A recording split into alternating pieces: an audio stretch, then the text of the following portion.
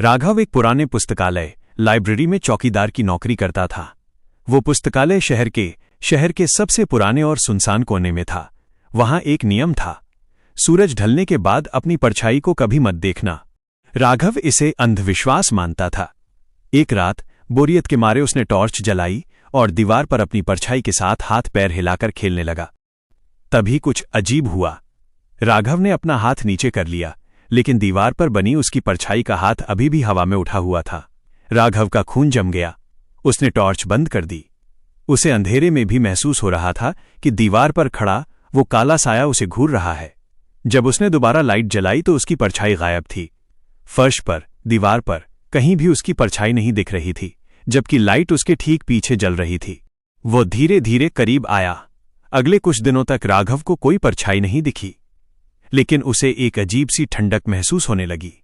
उसे लगने लगा कि उसका शरीर हल्का हो रहा है और उसका रंग फीका पेल पड़ता जा रहा है। एक रात जब वो शीशे के सामने खड़ा हुआ तो उसे चीख निकल गई। शीशे में उसका चेहरा धुंधला था, जैसे कोई काला धुआं उसके चेहरे पर छाया हो, और तभी उसके कमरे के कोने से उसकी अपनी परछाई चलकर बाहर निकली। वो अब 2 आयामी 2D नहीं थी। वो धीरे धीरे फर्श से ऊपर उठ रही थी, जैसे कोई काला गोंद मूर्ति का रूप ले रहा हो। वो परछाई बिल्कुल राघव जैसी दिखती थी, बस उसकी आंखें नहीं थी। वहां सिर्फ 2 खाली काले गड्ढे थे। वो साया राघव के कान के पास आया और फुसफुसाया, बहुत सालों तक मैं तुम्हारे पीछे घिसटता रहा, अब तुम्हारी बारी है जमीन पर रेंगने की। राघव ने भागने की कोशिश की, लेकिन उसके पैर जमीन में धंसने लगे। उसका शरीर चपटा होने लगा। उसकी हड्डियां पिघलकर फर्श पर फैलने लगीं। अगले दिन सुबह दूसरा गार्ड ड्यूटी पर आया। उसने देखा कि राघव गेट पर खड़ा मुस्कुरा रहा था, लेकिन उस राघव की आंखों में एक अजीब सा खालीपन था।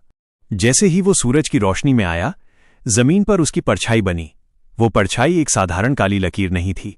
वो तड़पते हुए एक इंसान की आकृति थी, जो खामोशी से फर्श पर नाखून रगड़ रही थी और मदद के लिए चिल्ला रही थी।